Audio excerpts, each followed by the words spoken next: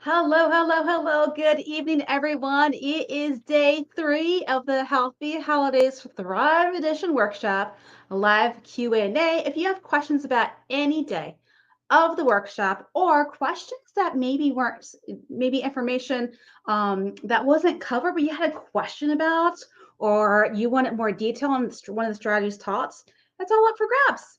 Post your question in the comments and I will answer them for you tonight live. There is still time to join the challenge, okay? Yes, it's a 3-day workshop. I call it a challenge. It's a workshop. So there is still time to join because in the link, if you register, you'll get the links to all 3 days. All 3 days are open.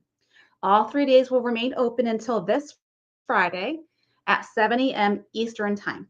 Once that time clock hits, you will no longer have access. When you click on the link, it'll take you to a different page. So if you haven't had time to watch and you're like, yes, I want to get to it, you have until Friday morning. The videos aren't that long, to be honest. I curate these workshops for the busy woman because let's be honest, life's on us, especially this time of year. We got some holiday stuff going on, maybe some activities with the kids. So yeah, I make these videos short. Now today's was a little bit longer because it is an important topic. We talked about, so for day 1 was a 20-minute mindfulness method. I'm gonna put today's topic here. Yesterday was all about the perfect partying strategy, how to stay on track when it comes to partying. And today we talked about the comprehensive de-stress method. Stress is the number one reason why we tend to overindulge, eat a lot of sugar this time of year. For me, it was a little bit towards Thanksgiving and after, definitely Christmas time was a huge binge fest for me. I am a recovered binge eater and I could never say no to the cookies. I always said yes. And the more the merrier when it came to the cookies. So the de-stress method is because stress makes us crave because it wants to give us energy to deal with the stress. Stress depletes our energy. Plus, if we're not eating the appropriate amount of protein for our bodies, it can make us crave as well. And we're utilizing our metabolic reserves during the stress. So then we have nothing. Our fuel tank can get almost empty. And so our bodies start to crave certain foods to kind of fuel us back up. But unfortunately, because sugar gives us a hit of dopamine and makes us feel better in the immediate, and because for many of us, we have programmed our bodies to know that if we eat the sugar, because that's our go to, we're going to feel better. That's what we tend to go to because we've built a super highway to those foods. Makes it very easy to go down that highway to get that food, to get that sugar, to help us calm our nervous system down because that dopamine makes us feel so much better. So there's a reason why we gravitate to certain foods, but not only this time of year, just this time of year seems to be more often than not, a little bit more than usual because of stress. So today I gave you the comprehensive de-stress method. I gave you lots of strategies on how to deal with stress, but my number one go-to is that deep breathing method. It's called deep diaphragmatic breathing. And so that breathing is to help you. Yeah, makes sense. Yep. Yep. If you eat lots of goodies during the time of year, stress can be the reason why. So yeah, and that's why I always put stress in this workshop because we need to address it. So that deep breathing is my personal go-to strategy, a strategy I teach all of my clients. There's a specific pattern of breathing that I teach them, but it's deep diaphragmatic breathing. Research shows that it literally would turn the stress response off. Literally, right? And so when we have that stress response off, it's like the nervous system can calm down. And then the rest and digest response of the nervous system is naturally turned on when stress is off. Both of them are not on at the same time. So if you're in stress, you cannot digest your food. So when we cannot digest our food, we're not uptaking the protein, so we're not feeling satisfied. We're not uptaking our vitamins and minerals. So now if we're under stress for any length of time, now we're even more depleted with our energy because we don't have the vitamins and minerals to support our system to get us through the stress. So if you ever felt like after a stress event, your energy was like, like you really hit the wall and you're wondering why I was fine during the stress, like what's going on? What happened? It's because you used up all of your metabolic reserves, all that you had in your system, you've used up. And because when we're eating under stress, you're not uptaking or refueling or replenishing what you've been using up during that stress event. So, gave you lots of techniques and strategies. Let me know whether you're watching live or the replay. What was your favorite strategy so far that's been taught during the workshop? I gotta say, whenever I teach this, everyone loves the plate size, the perfect partying strategies that I give. And they have an aha moment as far as colors, the psychology of color. I was just telling someone, I was just teaching my clients this the other day, and they're like, huh, yeah, red's very popular when it comes to restaurants, especially fast food restaurants, right? Red makes you eat more. So when I learned the psychology of color, like I proactively made sure I didn't have anything red. My branding is purple, so all of my red tumblers, I kind of I pushed to the wayside. Any red plates I got rid of, any red because as a recovered binge eater, I just wanted to give myself every opportunity to truly have a recovery and to not go back into those patterns. So, putting everything's in place to help me with that. So I'm like, hey, if Red's gonna make me eat or tempt me to eat, I do not want it in my house. So my tablecloth for Christmas, it is red, but I only bring it out on Christmas Day because when people come over, I gotta be honest about that. I haven't changed my color of my tablecloth. So the plate size is the simplest place to start, but feel that breathing will be key. Yeah. And so what I recommend is before mealtime, doing some deep breathing, at least 5 repetitions, like in, hold, and exhale.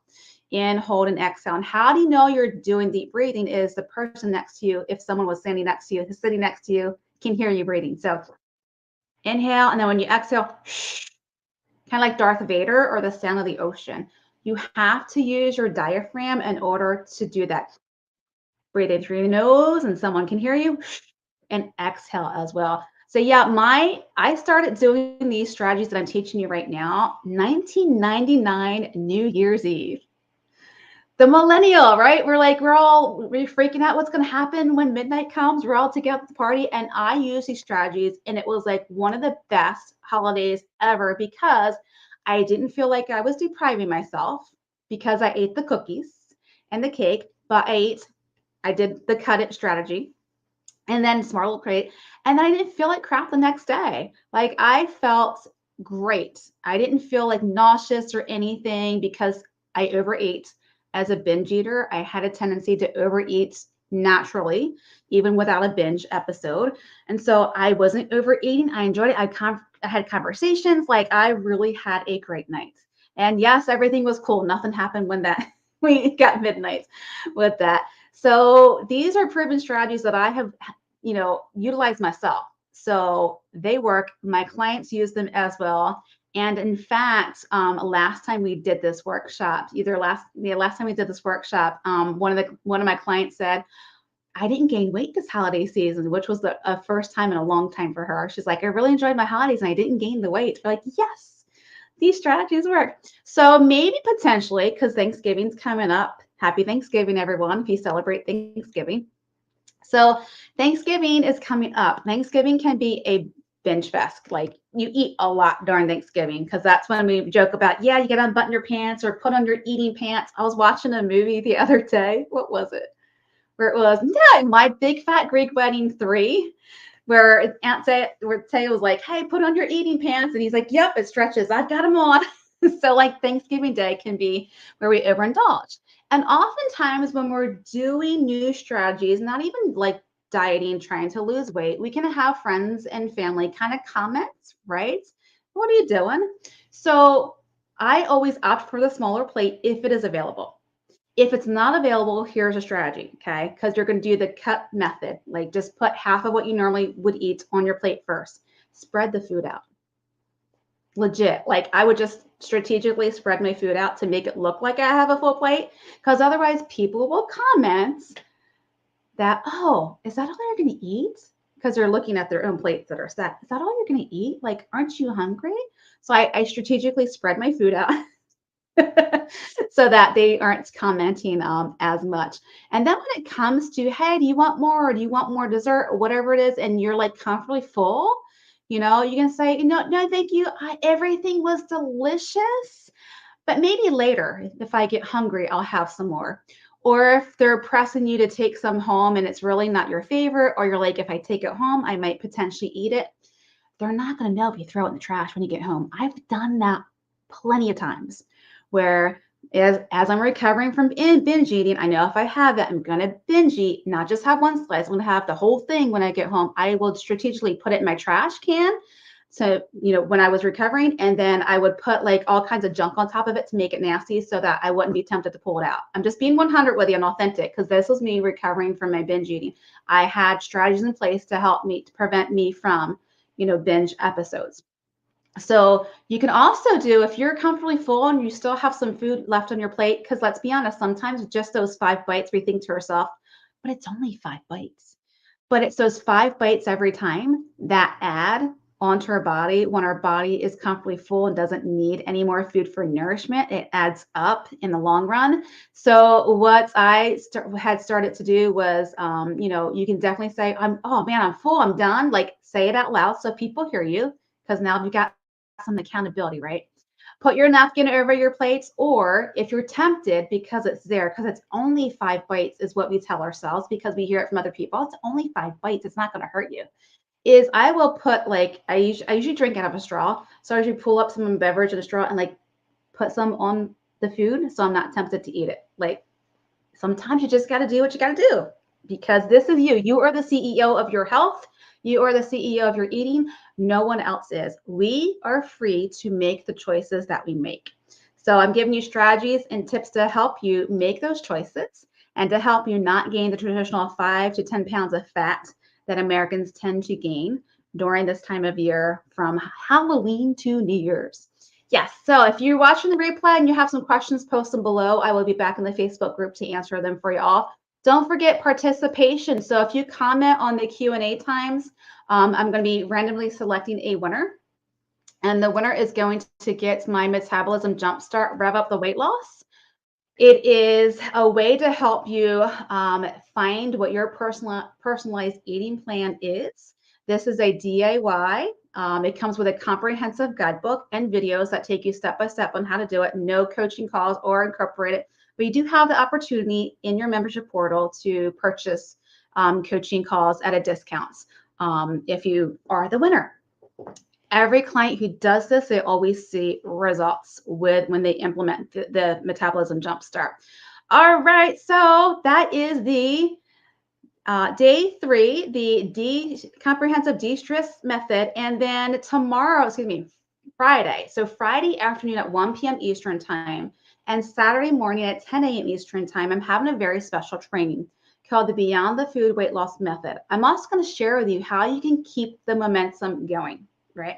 So I don't know about you, but oftentimes when we do a challenge or a workshop and during the week we're doing it, or maybe, they have the replays and we're doing it then, we're implementing, we're all gung-ho. But once the challenge or workshop ends, it's kind of like, oh, life gets in the way, right? Because life is always lifing on us. I'm going to share with you how you can keep the momentum going, not only to the end of the year, but even after as well, so that you can stay consistent. Consistency is the number one obstacle struggle that I hear among women that I serve. All right, so check any more comments. To your health, and I see any more questions or comments. So to your health, and maybe I'll see you Saturday or Friday or Saturday for this special training. Have a great night, everyone.